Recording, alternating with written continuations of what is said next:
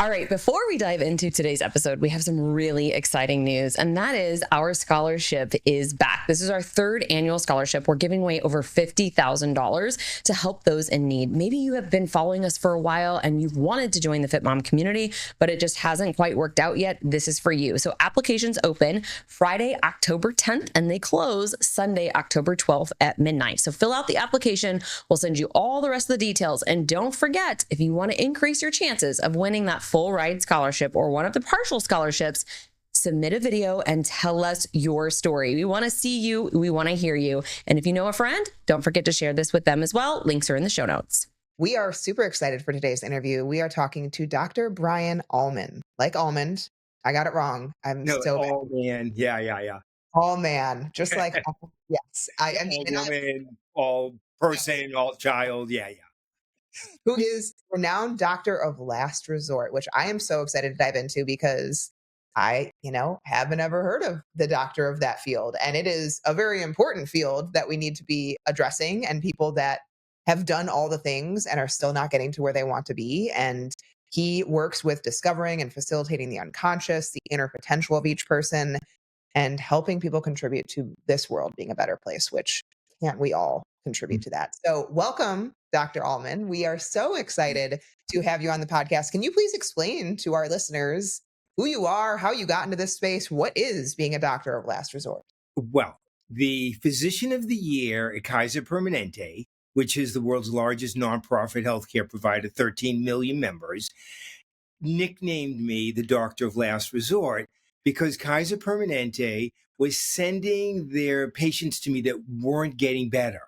They're going to the doctor, they're seeing the specialist, they're getting the tests, the blood tests, they're going through all of psychiatry, psychology, OBGYN, all of the internal medicine, and they still weren't getting better. And they couldn't figure it out because they had all the blood tests, they had all the scans, they had everything, they've interviewed them.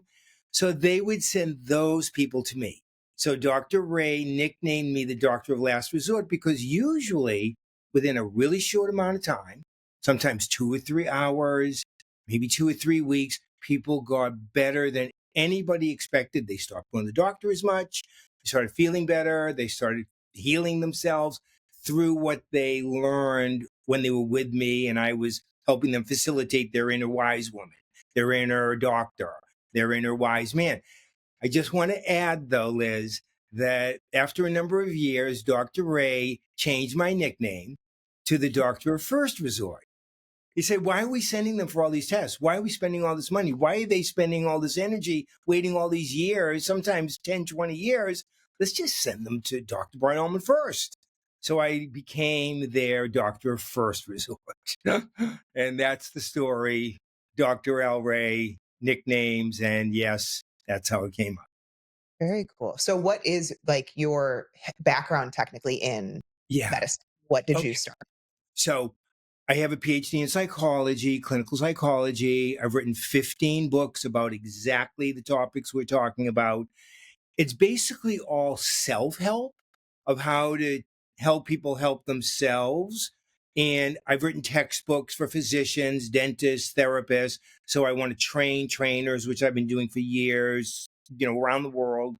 And in my work of mind-body healing and being the doctor of first, last resort, either one, I became the director of what's called the Adverse Childhood Experiences Study Treatment Solution. So Dr. Vincent Folletti, they came up with the assessment, 10 questions, takes 5 minutes. You answer questions about your childhood. Same thing. People got the assessment. I see what happened. My parents went through a divorce. There was a drinker. There was mental health. There was suicide. There was loss in my family.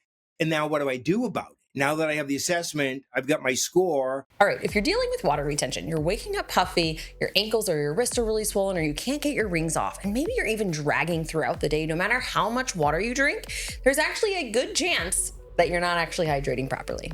Exactly, because water alone is not enough. You need electrolytes, you need sodium, potassium, magnesium, because those things actually pull water into your cells. Otherwise, you're basically just flushing it out and wondering why you're still tired, you're still bloated, and you're still sluggish.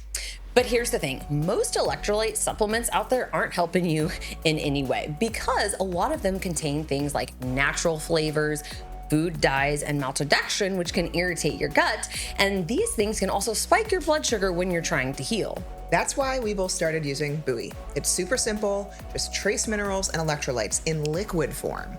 No flavors, no colors, no sugar, no sweeteners, and you squeeze it into whatever you are drinking: water, coffee, tea, smoothies, you name it. And it's clinically backed by science too. So studies have shown that Buoy helps you hydrate better, 64% better in fact, and that's data coming from key blood and urinary markers, not just marketing fluff. And honestly, you can feel the difference. I've had many clients tell me their digestion's improved, they have less headaches, and they're better energy throughout the day. And Buoy isn't just for people that go to the gym all the time and sweat a bunch. They actually offer a 35% lifetime discount for anyone that's struggling with chronic illnesses. Things like POTS, Hashimoto's, Crohn's disease, chronic migraines, and every autoimmune condition. They're really committed to making better hydration accessible to people who need it most. I actually throw it in my coffee every morning because it's such an easy upgrade. You don't even taste it, but you're definitely gonna notice if you miss it. If you're tired of playing hydration roulette and want something that actually supports your body, you've got to try Buoy. It's honestly one of the simplest ways to feel better faster. I'm a 0 to 10, and that's where I came in. And that's why Dr. Folletti made me the director, because I was the treatment solution founder for the ACE study. And so that's really the background. My books, being with Dr. Folletti with the ACE, being the director of the treatment solutions. And I love helping people help themselves. It's a passion. It's my purpose. That's why I can't stop writing books. The most recent ones with Dr. Folletti. I literally today received a patent on my app, which is all about using your app from us to help people help themselves.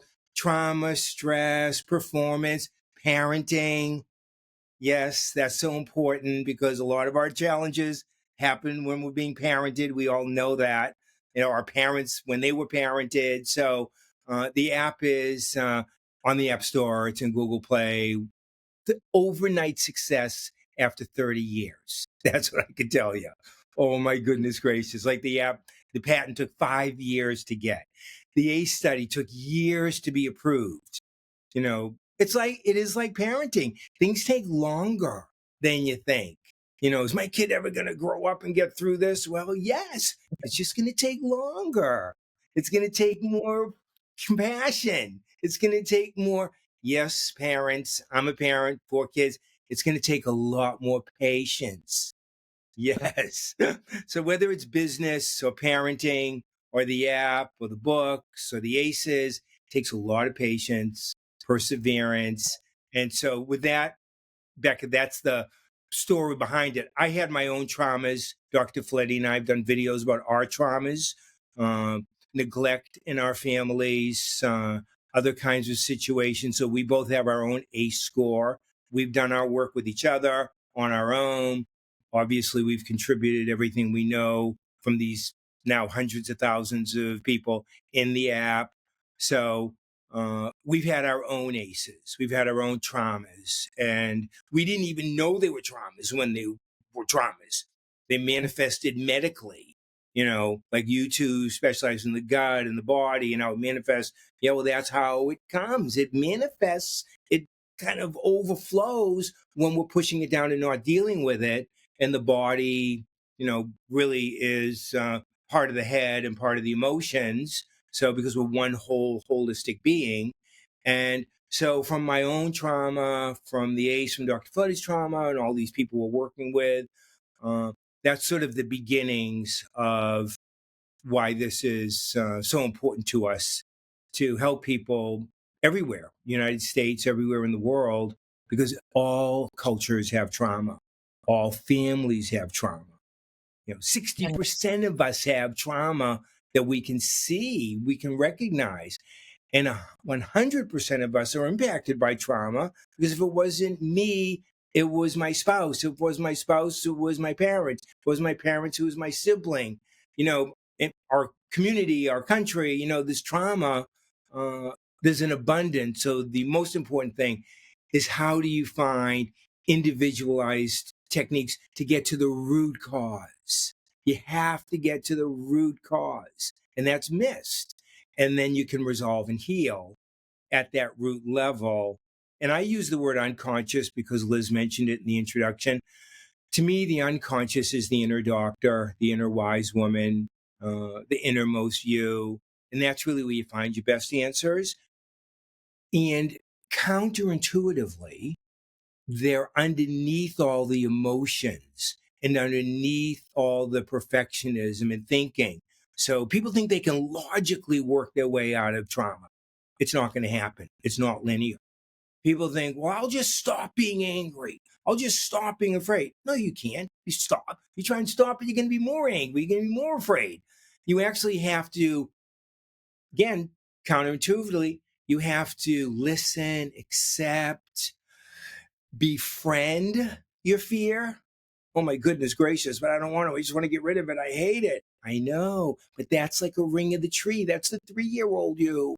That's the 11-year-old you. You can't cut a tree down, dig out the drought and rainy year rings and glue the tree back together.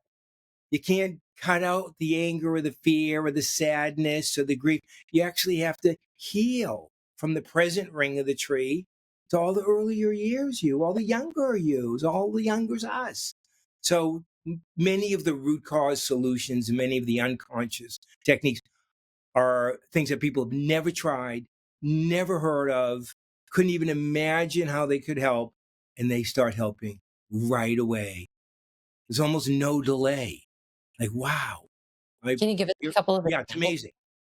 Can you give us like, would those things be like different activities in the app, or can you give us a couple examples of those? Yeah. Okay. So one example would be, and it's really simple, is people are very judgmental towards themselves. They underestimate themselves, specifically when they feel afraid. When when we feel afraid, we just want to stop it, get rid of it, go away. I don't need you. You're not helping. I don't want to feel this. And so we repress it, we internalize it, it goes in the body and the emotions and the mind. And so a very simple technique is to accept the fear, the anger, the sadness unconditionally, like you do your dog, like you do your cat, like you do your kid, your sister, your brother, somebody you love unconditionally. That's what it takes to get to the root and heal the anger, the sad, the fear, the grief, the trauma. So trying to cut it out, trying to stop it, trying to not be like that, trying to not be a perfectionist, not be angry. Well, I can tell you right now, all of those parts of you that you're trying to get rid of, and this is about 98% of people on the planet, those parts of us have a lifetime membership. You could not get rid of them with a lobotomy. So you can stop trying to not be anything and develop the skills to be the whole you. Even the parts of you that are a pain in the even the part of you that is difficult. It really takes that unconditional acceptance, not just acceptance, but unconditional. And that's work. I mean, that's inner work. The self-care skills to help. They're simple, take minutes to learn. But of course, the master key is always integrating them into your daily life. People learn, but you have to integrate it. It's like most people know what they should do, but they can't get themselves to do what they know they should do. So the integration part's very.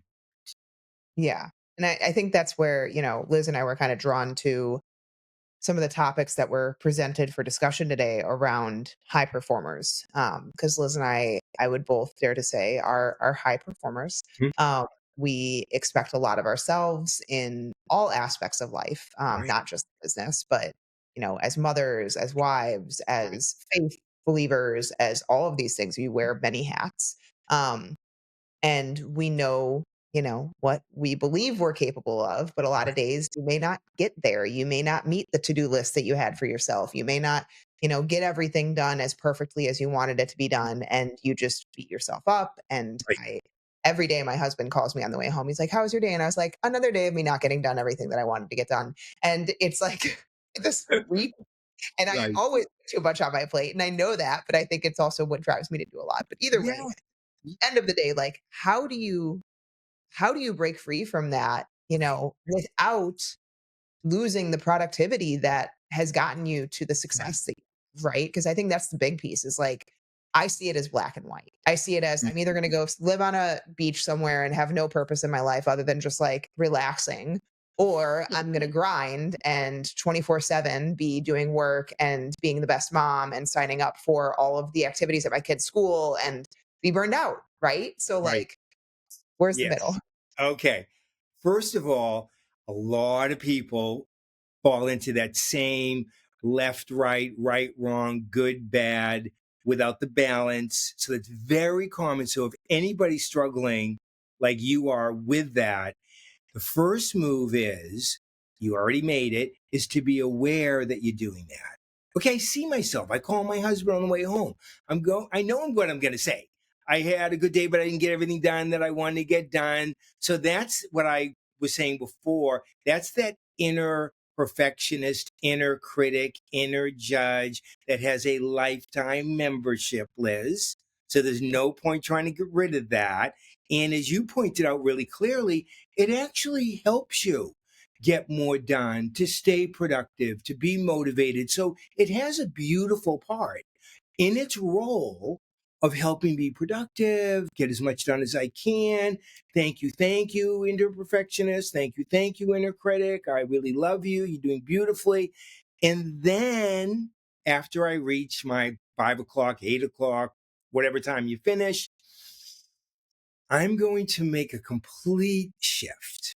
I'm going to thank you.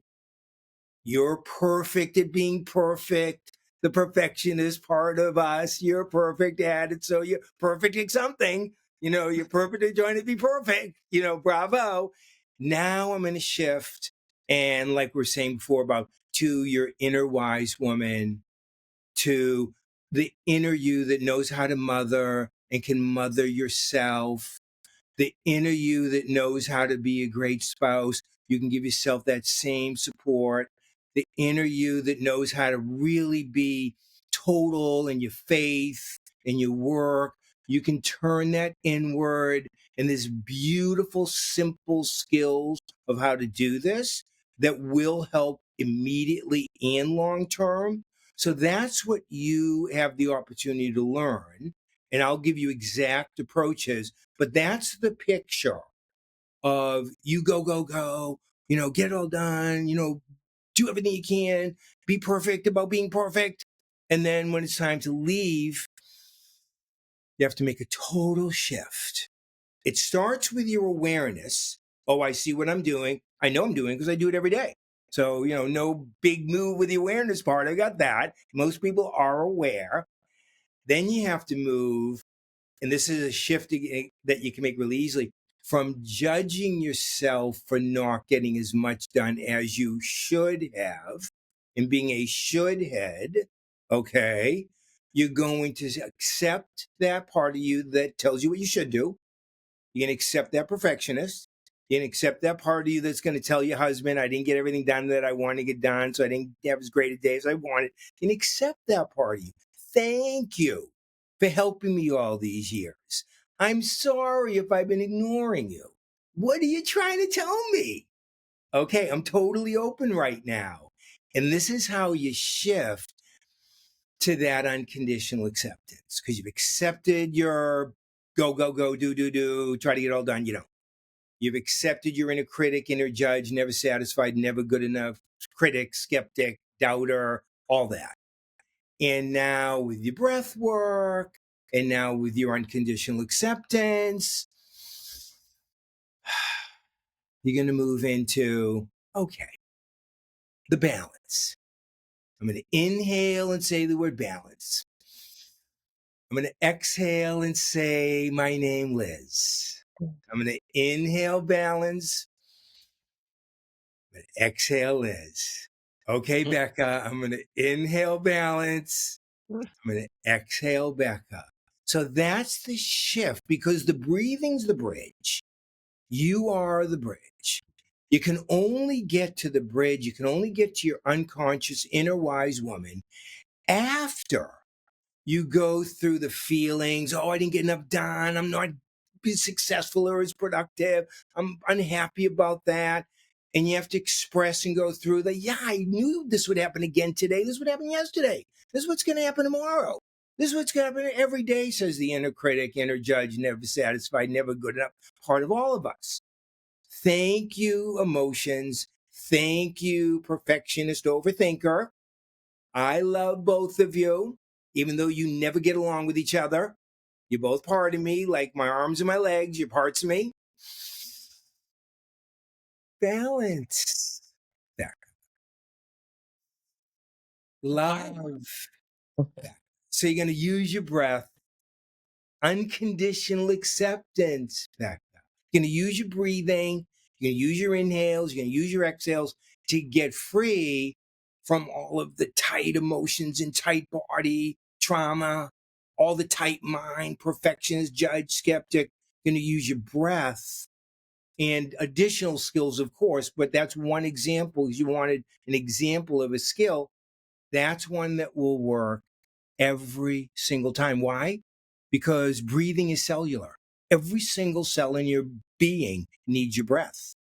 So now you are connecting your cellular experience of breath with your focus, love, patience, right? With your name. You won't forget your name. So this is really simple. All you have to do is remember to breathe. Please remember to do that. You need that. Remember your inhale, patience, love, unconditional acceptance. And then your name. And you can have fun with this. You can say your first name, Becca, Liz. You can say your first, middle, and last name. If you have a nickname, you can say your nickname. And so healing and really tapping into your inner wisdom, your unconscious, your inner wise woman, your inner doctor, feels right because it is right. And how long does it take to do what we just did? Moments. You're breathing anyway. There's basically 0 steps. People love 0 steps. You don't have to remember anything. I always tell people too, it's one thing that it's free. You can do it anywhere. You don't have to have Yeah. anything with you Right. either, right? It's Right. just you yourself. And so it could be one of those most powerful things.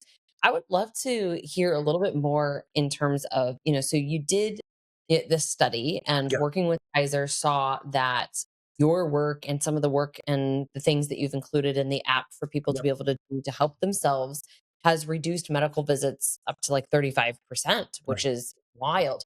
Would you say that this is more because people are getting into a better place with their nervous system so that the body feels safer and isn't always freaking out all the time? Because I think that so many people also walk around in that freeze state, the fight, Yeah. flight, or freeze, Right. and doing some of these tactics can, obviously with the ACE, you're talking about the adverse child events. Right. And, for some people, I think they automatically go to like a physical assault or a sexual assault Right. or, this horrible abuse situation, verbal or physical, but really it could be a lot of other things in terms of Right. like the expectations that you had on yourself to be a perfectionist to keep up with your brother, or Right. your parents really demanded more. They wanted you to be the straight A student. Like I think there Right. can be, because I remember one of our therapist friends, she was like, Mhm. we all mess our kids up in some way, shape, or Mhm. form. Like, we don't Mhm. mean to, but we all do. And that's the reality of it. So any of these things can be like, if you're asking yourself, like I think for high performing achievers, Yeah.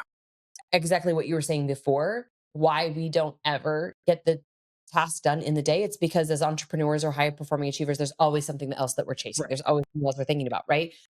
So I just am curious, tell the listeners how you saw this in practice, how important this is that, hey, it's also reducing medical costs and it's Right. reducing the amount of times that you're going in. Where's the evidence lie there? What did you see in the studies? Because I think so many people could also say, breathing is woo woo. Uh, How much I buy into this. You know what I mean? So, from the scientific perspective, with what you saw in the research, I'd love to hear that. you're absolutely right. Well, it's so interesting that you would bring that up also, because some people have an ACE score of 0. So they didn't go through all those things that you just described. They didn't have an abusive parent. They weren't sexually abused. They didn't have trauma growing up. There is zero. They, none of those 10 ACE questions fit them. And they'll say to us, and we heard this many times, I say we, Dr. Fletty and I, that they will say, hey, I'm a zero. Why do I have an autoimmune disease? Why am I struggling so much? I'm going to the doctor and they don't have answers. I'm trying everything. Well, even if you have a zero, and we learned this after about 10 years in the study, we added an 11th question. And the 11th question is right to your point. Is there anything we didn't ask you in those 10 ACE questions, those adverse childhood experiences questions, that was difficult, stressful, maybe traumatic? Please share that now. And they'll write a little narrative. They'll share a little story, a sentence, a paragraph, a page. Things like when they lost a grandparent, things like when their pet died, when they had to move so many times, when they were bullied at school, when a teacher that they idolized treated them badly. We as human beings, and this is what your therapist was probably saying about parents mess things up, human beings are so sensitive. When somebody says anything that's critical or negative towards us, we feel it and we take it in. And most of us don't know how to let go. So we absorb the negative. Now, some people say positive things and they sort of go in one ear and out the other. Like, oh, thank you, that's nice. So people are really sensitive. And what you are also referring to is you have the fight response in the nervous system, you have the flight response, you have the fear response, and you have the relaxation response. So there's a fourth where you can breathe your way through anything, like what we were doing earlier. You can tap into your inner wise woman, your inner patience, your inner love, your unconscious. So there's four options, not fight, flight, or freeze. But yes, when we relax emotionally about our life experiences, even if people don't call them traumatic, that's fine. You can just acknowledge it was difficult. Well, we've all been through difficult times. Everybody will admit that. We're probably all going through some difficult times now. So that's just part of life. Maybe that's what your therapist was saying. It's just part of life to go through difficult times. It's all how you deal with those. So your nervous system, you fight it, it gets stronger and stronger. You flight, you press it, push it down, it gets stronger and stronger. You freeze, it just kind of sits there and numbs you out and you don't even know what to do that. Or you can learn how to accept it, listen to it, take care of it, and learn from it and go from what we call trauma to enlightenment or from negative to positive by tapping into that inner ability to really relax, but relax deeply, relax emotionally, mentally, our entire cellular system, our entire nervous system. The default position for human beings is to be healthy and happy. That's how we're designed, to I be believe. healthy and happy. However, we lose connection with that because we get stuck emotionally, we get stuck mentally, we get stuck in our inner critic, we get stuck in our fear, and there's lots of opportunities to get stuck and stay stuck until you get to that root cause, you resolve it, whatever it was, family, siblings, other people at school, coach, losses, grief, could be anything. And then once you resolve it, you start healing and you get to that, oh, I think I was designed and created to be healthy and happy. This is a miracle. Where has this been all my life? It's been buried inside of you, just waiting for you to discover it, right underneath the root cause. Yeah. Can you talk a little bit about anxiety? Because I think that so many people, with what you're, Yes. mentioning, this is just my personal opinion. I know that there is true cases of Yeah. anxiety and depression. Absolutely, we honor that. But I also think in the world that we live in, people have put this label on themselves that I have anxiety, I'm an anxious Yeah. person. I Yeah. honestly think it's because they weren't taught to handle their emotions, like to recognize this is an emotion, this is a situation that I have a feeling about, but I'm not recognizing what those feelings are. And part of me is thinking more about we did a a book series with my 6-year-old. This was back when he was like 5, and it was called How to Spot, like the spot feelings, how to spot your feelings. But it was like a category of books, right? Right. And so it took me through all these different emotions. And I just think that there's so much being talked about from the anxiety and depression standpoint that are Right. actually just resolved feelings. So I'd love to hear your thoughts on that. You are 100% correct because we are emotionally driven. We do things and don't do things based on how we feel. I can't wait to do that. I'm so excited. And there you go. Oh, I would never do that. I hate that. So we're emotionally driven. We're really sensitive people.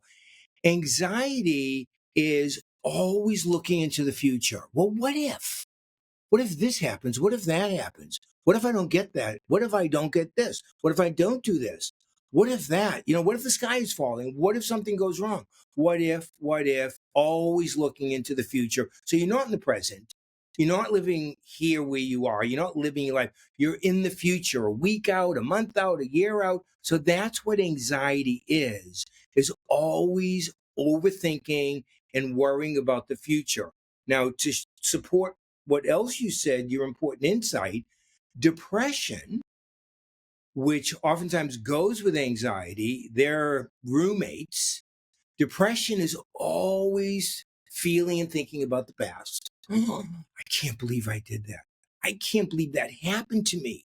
That was so horrible. I went through that. And oftentimes they're right, but it's unresolved, as you said. So depression is again not being in your life now, not being alive, not being who you are now. Depression is all about, and I'm going like this because depression is all about the past.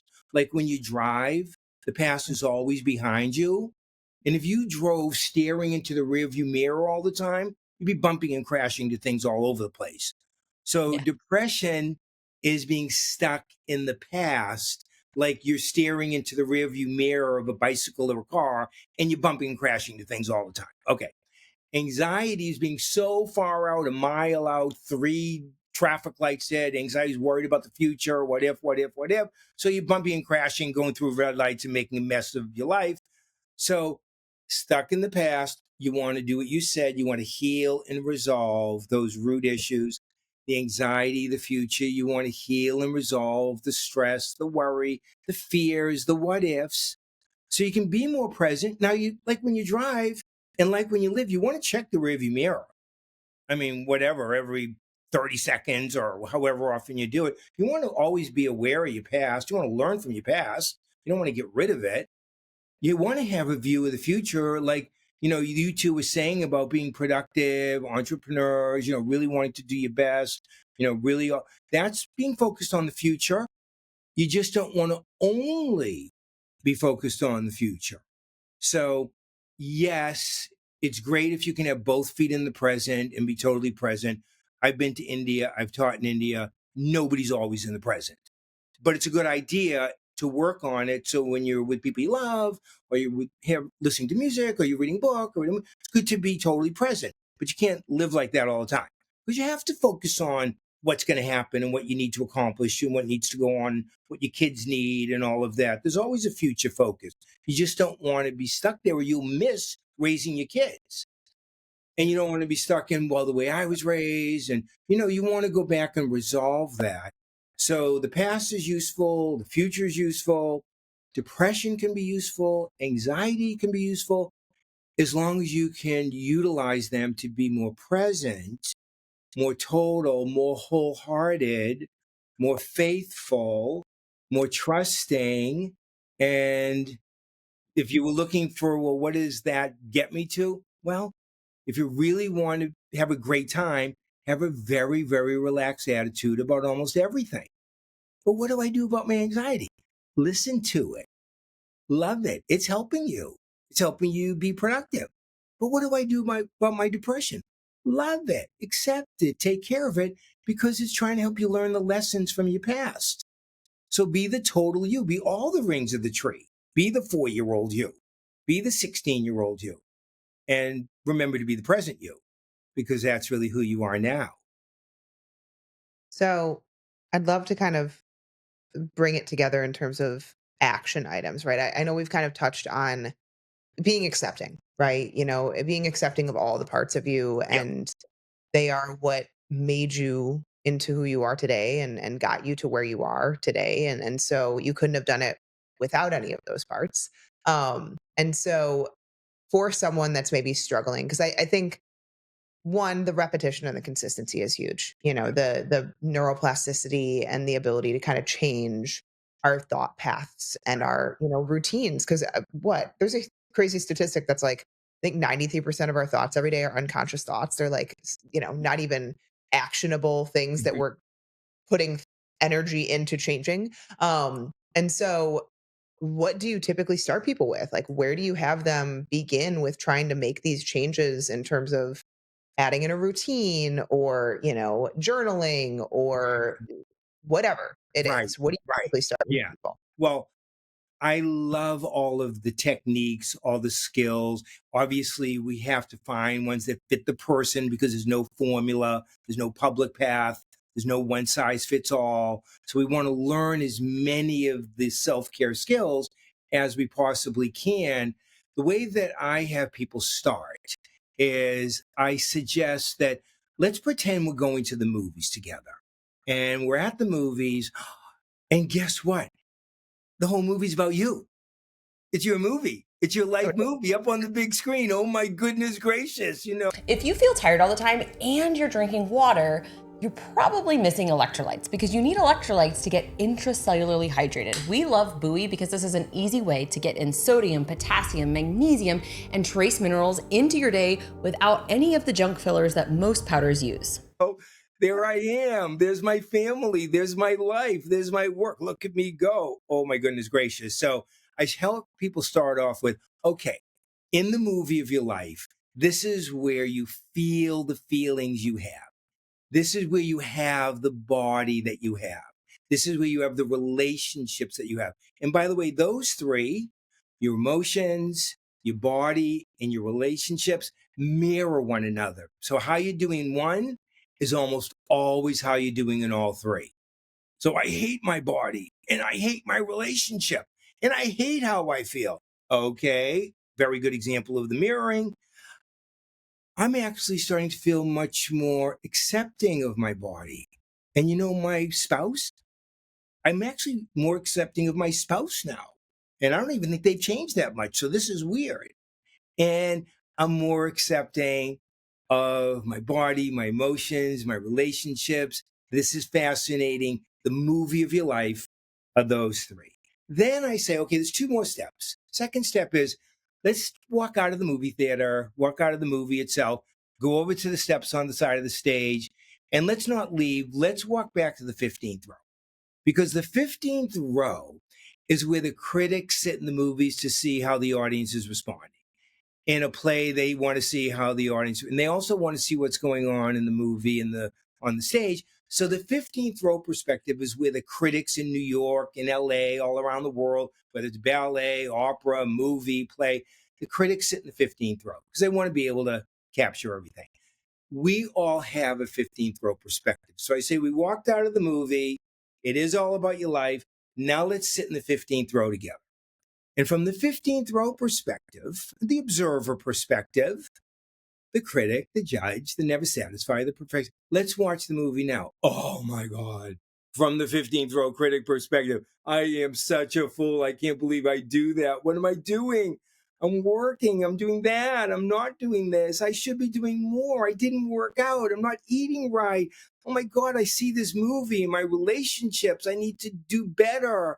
And my body, oh goodness gracious, it's not perfect. So it's not okay. And oh my God, this 15th row critic, and like you said, the stream of consciousness, thousands of criticisms could come out one day.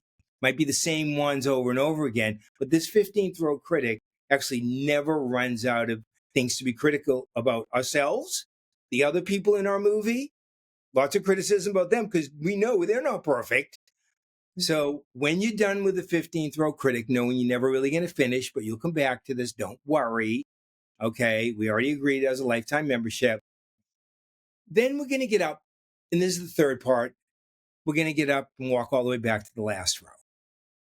When we get to the last row of the theater, this is where you get your spiritual solution. This is where you know you have a 15th row critic, judge, pain in the This is where you know you have a movie with your body that's not perfect and your emotions that are all over the place and your relationships that aren't perfect. This last row perspective is where you connect with your spirituality, your love, your faith, your best answers, inner doctor. Okay, now with your journal, because you've been journaling all this all along anyway, you journal your feelings, your body, your emotions, your relationships, you journal your 15th row critic judge. Now, write down whatever your spiritual solution is. This is where you write the script. This is where you're actually writing the movie of your life. And how would you love, not like, want, need, how would you love your movie to go? And write it down. Because this last row, this is what it feels like to be the true, authentic you. And this is the best place to write the script. You don't want to write the script from the 15th row because you're not perfect, so you're not okay. You don't want to write the script while you're in the movie because you're feeling too much and your body's not perfect and your relationships, ay, ay, ay. You want to write the script from your last row, but you have to go through the movie. You have to go through the 15th row. And I'll add one little tidbit because some of your listeners may love this and they'll definitely think it's the oddest thing that they ever heard. But I've seen thousands and thousands of people benefit from this completely. Is when you're in your movie and you're journaling, journal with your non-dominant hand. Scribble, doodle, draw pictures because all you're doing is letting go. You're not finding answers. You're not going to fix, change, solve anything, just letting go. So it's going to look like a Rorschach card. It's going to look like abstract art. When you get to your 15th row, you're in a critic and a judge, keep it in your non-dominant hand. Because this part of you has a lot of criticisms. Non-dominant hand, scribbling, doodling, drawing, get it all out. Oh my goodness gracious, I can't believe it. Look at all this mess. What a mess. Hope nobody ever sees this. Don't worry, they won't be able to read what you wrote because nobody could ever read it. Don't worry about that. When you do your breath work and walk back to the last row, put the writing utensil in your dominant hand. When you're at your spiritual solution, when you're connected to God, to life, to existence, to your true authentic self, and watch what comes up. Enjoy your wisdom. Enjoy what bubbles up and write down whatever you come up with. Draw a picture, write it down with your dominant hand, be more loving, develop your unconditional acceptance, take some moments every day to do the breath work. Always remember this fight, flight, freeze, relax. When you're in the last row, dominant hand, spiritual, you're very relaxed. And this is where you'll always find your best answers. So this is what I take people through. This is how I start. Now, in sessions, if I'm seeing them privately or working together at Kaiser with Dr. Folletti, I might spend a whole session or two in the movie. I might spend a whole session or two in the 15th row. I will always finish every session, every experience, even in the app, even in the books, in the last row.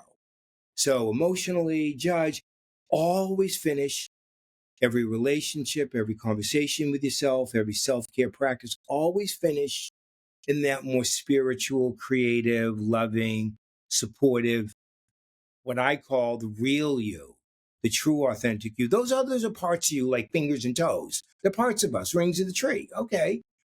But you don't want to make decisions from your emotions or from your inner critic.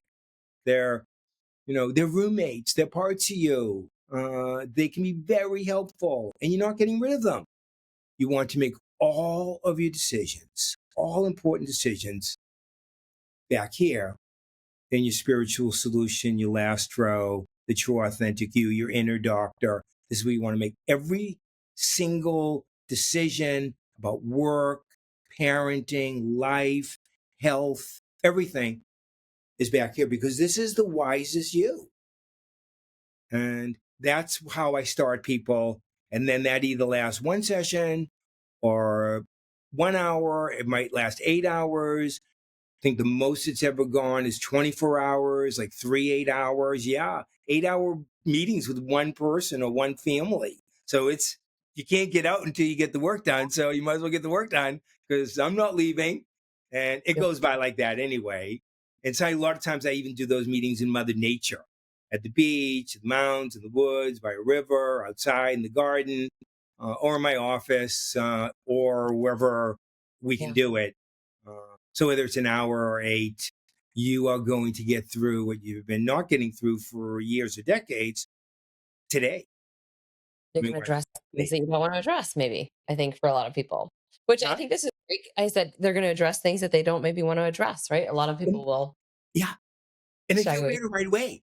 They always feel, they go, oh my God, I can't believe it felt like 10 minutes went by. I feel so much better. How did I never do this? Why didn't everybody teach me this? I should have learned this 20 years ago. That's what we hear all the time. I say, hey, you're learning it now. This is great. And hey, it takes us a while. We're works in progress, kind of slow learners sometimes, but you learn it pretty quickly right now. Yeah. Well, and I love that what you're sharing is things that people could take away and do now. They're actionable versus, hey, I have to go take all these extra Yeah. steps. So, and then obviously you have the app, which will be great for Yeah. listeners. And just as we, conclude the show here, if you can tell the listeners what you put together for the Yes. Health Survival Show, that would Yes. be fantastic too. I have been watching Liz and Becca's podcast since I was invited to be on. Gave you guys a 5-star rating on Apple. I encourage everybody else to do that too, because they're deep, they're fun, they're empowering. I'm in the field, so I'm, a really good filter for what's helpful and what isn't. And I found your podcast to be very helpful. I gave the rating, I've been telling people about it. And when I saw how generous the two of you are with your love, with your compassion, your authentic caring. I wanted to match you. So I created a deep dive experience for all of your viewers to be able to have an experience for free. Just connect with me. You can connect to me. I do a new video every day on Instagram, Facebook, YouTube, LinkedIn, TikTok. Right. So you can go at Dr. Alman, the at symbol DRALMAN. And if you go to, let's say, Instagram is where you'll find me, write the word success and Liz Becca. I'll know where we met, and I will send you either an audio recording or video recording, whichever you prefer. And you will get a deep dive and a real healing experience to be able to tap into your inner wise woman, tap into your spiritual solution with respect and acceptance for what's going on emotionally, physically, work, entrepreneur, all of the things and all the things up here too, with respect and acceptance of those, because we want you to utilize those to get yourself to the inner wisdom. And that's available to every single one of you people because you two are so generous. I was trying to figure out what I could do to match you, and that's what I came up with. Thank you so much. That will be super helpful, and I'm sure a lot of our listeners will go and take advantage of that as they should. So it sounds like you are on all platforms. So, Right, you can let our listeners know, I'm assuming Dr. At right, Dr. Alman, right. um, That's you it. know, and you can be found and Right, followed and right. learn from because I Exactly. think And I'm happy to help. And I'll write you yeah, back myself, and Dr. Fletty will be with me. And our new book, From Trauma to Enlightenment, will be out at Christmas time. awesome. And like the app, it took us many years to put it together, but it's all done now. It'll be on all the bookstores too. Great. Macmillan Publishing wanted it, and it'll have a course if people want to take a course. Uh, and it's really right in alignment with what you are doing. It's respectful of what people are going through, whether it's been a huge trauma or it's just been some difficult times. We all deserve to learn the self care skills that will help us so we can help ourselves, help the people in our lives, help our community, contribute to the world to be a better place because we're all in it together. Might as well do everything that we can. Put yourself first and everyone else you care about first after that. There's no second, it's first and first. And Yeah. I'm happy to help in any way I can.